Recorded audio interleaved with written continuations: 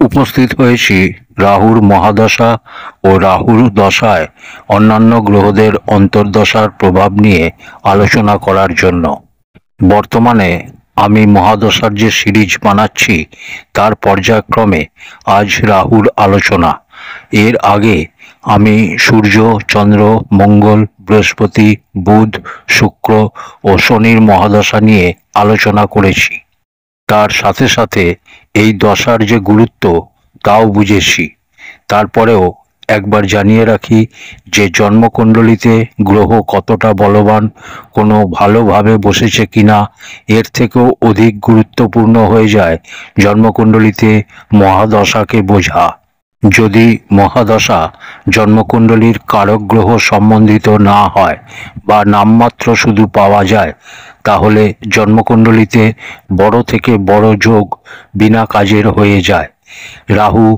রাহুর বিষয়ে অল্প বিস্তর আমরা সকলেই ওয়াকিবহাল।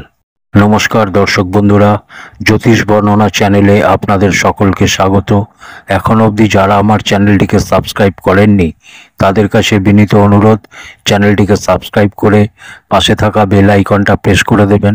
আর যদি ভিডিওটা ভালো লাগে বা কোনো কাজের মনে হয় তাহলে একটা লাইক করে দেবেন।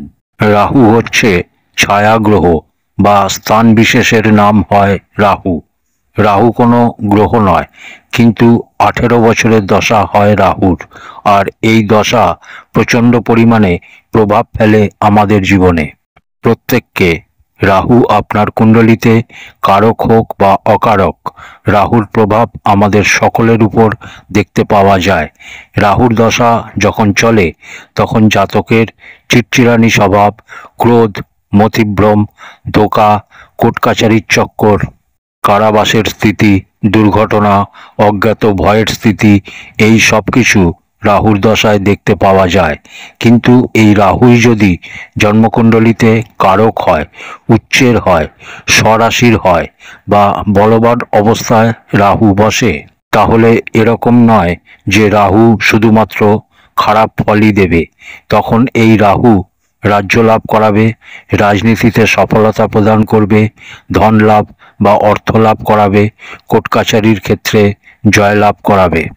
সামান্য শব্দে বললে রাহু বিশেষ রূপে জাতকের উত্থান করায়। কিন্তু একটা কথা সবসময় খেয়াল রাখতে হবে যে রাহুর স্থিতি কেমন, রাহু আপনার জন্মকুণ্ডলিতে কীরকম স্থিতিতে রয়েছে।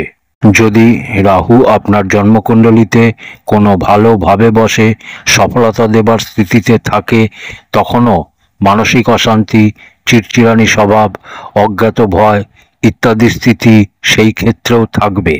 আমি এটা বলছি না যে আপনার জন্য কারক গ্রহ হয়ে গেছে তো আপনার আর কোনো ক্ষতি করবে না। একটা জিনিস আপনাকে মাথায় রাখতে হবে যে রাহুর 18 বছরের মহাদশার প্রথম বছর থেকে ষষ্ঠ বছর অবধি আর এর সাথে অষ্টম বর্ষ যে হয় তা প্রত্যেকের জন্য দেখা যায় যে প্রচণ্ড পীড়াদায়ক হয়। তাই এই সময়কালটা বিশেষ সচেতন থাকা দরকার। দশা নিয়ে বলার আগে একটা কথা বলি, আগে যে ভিডিওগুলো দশা নিয়ে বানিয়েছি সে ভিডিওগুলো সম্ভব হলে একবার দেখবেন, কারণ প্রত্যেক ভিডিওতে কিছু না কিছু নতুন তথ্য আসবে।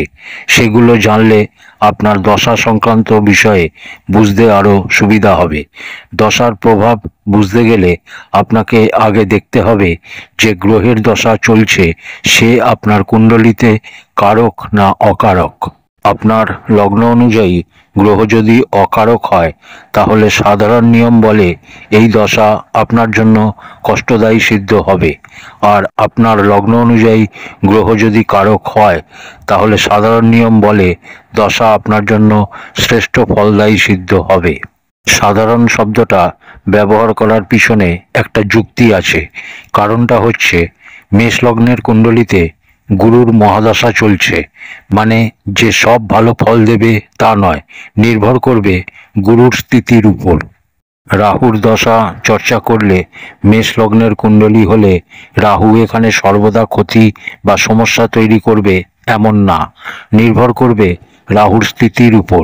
সেই কারণে এখানে সাধারণ শব্দটা ব্যবহার করলাম। আজ আমাদের চর্চা রাহুর হচ্ছে। তো রাহুর দশায় অন্যান্য গ্রহদের অন্তর্দশা কেমন হবে, রাহুতে রাহুর সময় কেমন কাটবে, রাহুতে গুরুর সময় কেমন কাটবে, রাহুতে শনি কেমন হবে, এরা প্রভাব কেমন দেবে। তো এদের প্রভাব বুঝতে গেলে আমাদের এদের নিজেদের মধ্যে সম্বন্ধ কেমন সেটা জানতে হবে। গ্রহদের বিভাগকে জানতে হবে। যেমন একটা বিভাগে থাকে সূর্য, চন্দ্র, মঙ্গল, গুরু, আর একটা বিভাগে থাকে শুক্র, বুধ, শনি, রাহু।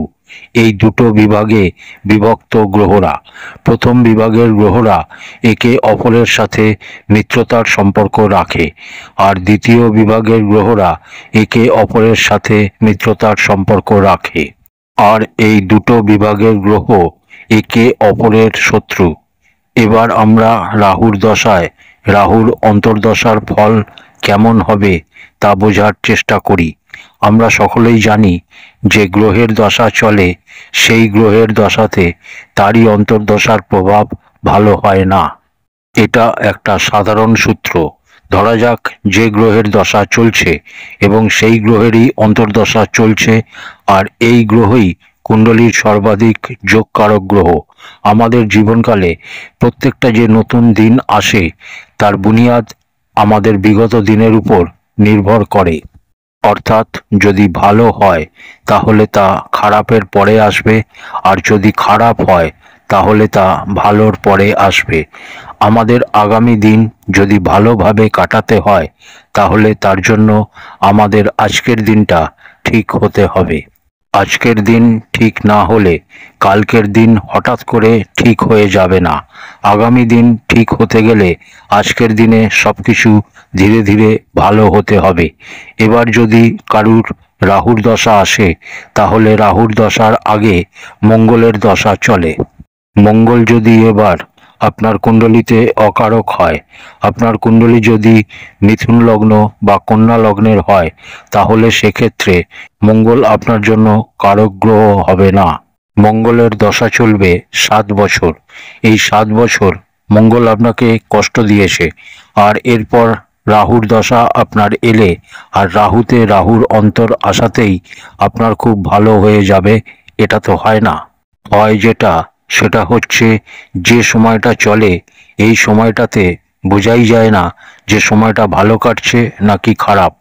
সামান্য শব্দে ভালো প্রভাব বোঝা যায় না, তাই সামান্য শব্দে রাহুতে রাহুর অন্তরে রোগ উৎপন্ন হওয়া, বাদ বিবাদে জড়িয়ে পড়া। কিন্তু আপনার জন্মকুণ্ডলিতে রাহু যদি বৃষ রাশি, সিংহ রাশি, কন্যা রাশি বা ধনু রাশিতে বসে, তাহলে এই রাহুতে রাহুর অন্তরে শাসন প্রশাসনের ক্ষেত্রে আপনাকে দক্ষতা দেবে, ব্যবসায় লাভ করাবে, বিদেশ গমনের স্থিতি তৈরি করবে। জন্মকুণ্ডলিতে তৃতীয়, ষষ্ঠ, নবম, দশম, একাদশে বসা বলি রাহু আপনাকে জবরদস্ত সফলতা প্রদান করবে। এবার যদি রাহু আপনার জন্মকুণ্ডলিতে ষষ্ঠ, অষ্টম বা দ্বাদশে বসে আর পাপ গ্রহের দ্বারা দৃষ্টিত হয়, পাপ গ্রহ কে বাঁচল? শনির দৃষ্টিতে যদি দৃষ্টিত হয় তাহলে চিন্তা, সমস্যা, বন্ধু বান্ধবের থেকে বিচ্ছেদ, কোর্ট কাচারির স্থিতি তৈরি করবে। একটা জিনিস খেয়াল করুন, আমি ষষ্ঠে ভালো ফল বললাম, আবার খারাপ ফলও বললাম। ভালো ফল হচ্ছে ষষ্ঠে বলি অবস্থায় বসা, আর খারাপ ফলের ক্ষেত্রে ষষ্ঠে শনির দ্বারা দৃষ্টিত হওয়া। এবার রাহুতে গুরুর অন্তর্দশা বোঝার চেষ্টা করি। দেবগুরু বৃহস্পতি সর্বাধিক শুভ গ্রহ হয় আর সর্বাধিক শ্রেষ্ঠ ফল দেয়। তার একটা সাধারণ সূত্র এটাই বলে যে রাহুর নিজস্ব কোনো প্রভাব নেই। যেভাবে বসে, যে গ্রহের রাশিতে বসে তার প্রভাব অনুসারে ফল দেয়। মহাদশা নিয়ে বলতে গেলে তো খুবই বৃহৎ আলোচনা হয়ে পড়ে, কারণ যদি মেষ রাশিতে বসে বা লগ্নতে বসে তাহলে রাহুর প্রভাব আলাদা হবে। যদি সপ্তমে বসে বা বৃশ্চিক রাশিতে বসে তাহলে আলাদা প্রভাব হবে। লাভের ঘরে বসলে আলাদা প্রভাব হবে। বলার অর্থ হচ্ছে প্রভাবে অন্তর আসতেই থাকবে। তাই আমি আপনাদের বলতে চাইছি, যে কি জিনিস খেয়াল রাখবেন আর কিভাবে প্রভাব বুঝবেন। রাহুতে গুরু, গুরুর সামান্য প্রভাব কি? গুরু খুব ভালো প্রভাব দেয়। রাহু গুরুর সম্বন্ধে চণ্ডাল যোগ নির্মাণ হয়, তাই এতে কোনো সংশয় নেই যে যখন রাহুতে গুরুর অন্তর চলবে তখন চণ্ডাল যোগের স্থিতি তৈরি হবে। কিন্তু আপনার জন্মকুণ্ডলিতে যদি রাহু ও গুরুর সম্বন্ধ ষষ্ঠক যোগের না হয়, অর্থাৎ ষষ্ঠ, অষ্টম বা দ্বাদশের সম্পর্ক যদি না হয়, তাহলে এই সম্বন্ধ লাভ করাবে, বাহন বা গাড়ি লাভ করাবে, শত্রুর উপর বিজয় প্রাপ্ত করাবে, রাজনীতিতে উচ্চ পদ প্রাপ্ত করাবে। কিন্তু এটাই যদি ষষ্ঠক যোগে হয়, অর্থাৎ ষষ্ঠ, অষ্টম বা দ্বাদশের সম্বন্ধ হয় এদের দুজনের মধ্যে, তাহলে রাজনীতিতে মান সম্মানের হানি করাবে, শত্রুর থেকে সমস্যা আসবে। এরপর রাহুর দশায় শনির অন্তর্দশা প্রভাব। আমরা জানি যে রাহু ও শনি দুজনেই পাপ গ্রহ। এদের দুজনের সম্বন্ধ শ্রাপিত যোগ নির্মাণ করে। রাহুতে শনির অন্তর যখন চলবে তখন বন্ধু বান্ধবের কাছ থেকে বিচ্ছেদ হবে, দীর্ঘকালীন রোগ হবে, চাকরিতে সমস্যা তৈরি হবে, পিত্তজনিত রোগ উৎপন্ন হবে। কিন্তু সবসময় এই সূত্রকে আমাদের ধরলে হবে না। যদি কুণ্ডলিতে রাহু ও শনির সম্বন্ধ ষষ্ঠ, অষ্টম বা দ্বাদশের না হয়ে তৃতীয়, একাদশের হয়, নবম, পঞ্চমের হয় বা কেন্দ্রের সম্বন্ধ হয়, তো সেই ক্ষেত্রে মানসিক অশান্তি থাকবে, দীর্ঘকালীন রোগের সম্ভাবনা তখনও থাকবে, কারণ খারাপ তো খারাপ প্রভাবই দেবে। কিন্তু এরপরেও যেটা হবে সেটা হচ্ছে এর থেকে ভালো কিছু হবার সম্ভাবনা থাকবে। সেই অবস্থায় জাতক যদি চেষ্টা করে তাহলে সফলতা প্রাপ্ত করতে পারে। এরপর রাহুর দশায় বুধের অন্তর্দশা। এই সম্বন্ধ ব্যবসায় শ্রেষ্ঠ সফলতা প্রদান করে, ভালো বন্ধুবান্ধব প্রাপ্ত করায়, মানসিক পীড়া জাতকের মধ্যে থাকলে তা থেকে মুক্তি দেওয়ায়, বলা বা ভাষণ কলায় বৃদ্ধি করায়।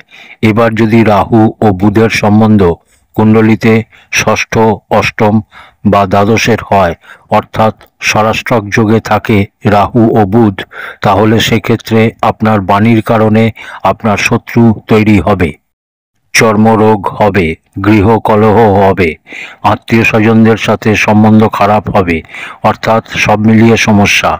বুধের পরে আসবে কেতুর অন্তর্দশা। রাহুর দশায় কেতুর অন্তর্দশাকে ভালো মানা হয় না।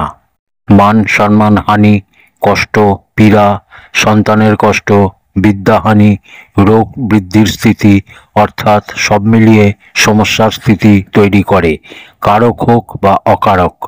এরপর রাহুর দশায় শুক্রের অন্তর্দশা। রাহুর দশায় শুক্রের অন্তর্দশাকে ভালো মানা হয়। এই সময় বন্ধু বান্ধবের সঙ্গে বীরত্ব হয়, কিন্তু জাতক নানা প্রকার সুখের অধিকারী হয়, সুখের উপভোগ করে, বিদেশ গমন করে, স্ত্রী সুখ প্রাপ্ত করে, বাড়ি গাড়ির সুখ বিশেষ করে প্রাপ্ত হয়।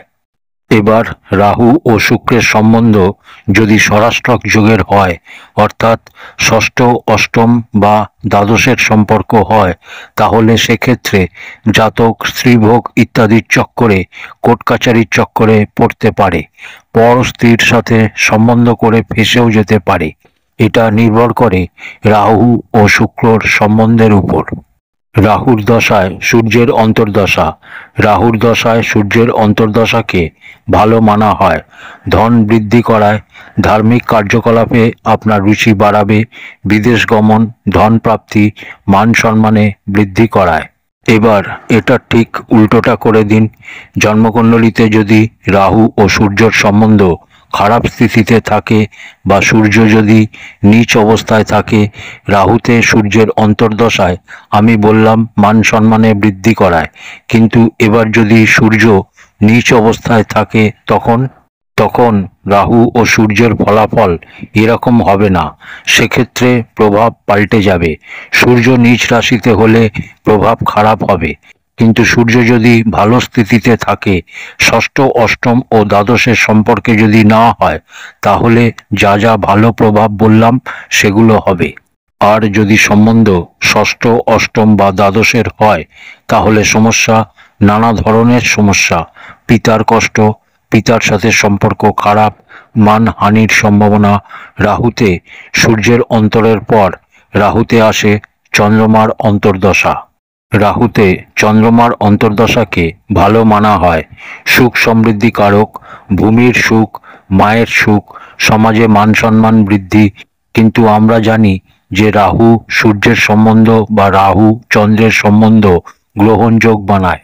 এবার যদি কুণ্ডলিতে রাহু ও চন্দ্রের সম্বন্ধ স্বরাষ্ট্রক যোগের হয় বা গ্রহণ লেগে যায় বা চন্দ্রমা পীড়িত হয় বা চন্দ্রমা নীচ অবস্থায় থাকে তাহলে মাথার কষ্ট, মান সম্মানে খামতি, মানসিক অশান্তি হবে। একটা অজ্ঞাত ভয় কাজ করবে সব সময়, অর্থাৎ কষ্টদায়ী হবে। এরপর রাহুর দশায় মঙ্গলের অন্তর্দশা। রাহুতে মঙ্গলের অন্তরকে ভালো মানা হয় না। আকস্মিক বাধা উৎপন্ন করে কার্যে, দুর্ঘটনা স্থিতি উৎপন্ন করায়। তাই রাহুতে মঙ্গলের অন্তরকে ভালো মানা হয় না। প্রিয় দর্শক বন্ধুরা, রাহুর দশাতে প্রত্যেকটা অন্তরকে আমি বোঝাবার চেষ্টা করলাম। আশা করি এর প্রভাব আপনারা বুঝতে পেরেছেন। রাহুর দশাকে শ্রেষ্ঠ বানাতে গণেশজির আরাধনা করুন। আজ এই অবধি, পরের ভিডিওতে আবার কথা হবে। ধন্যবাদ।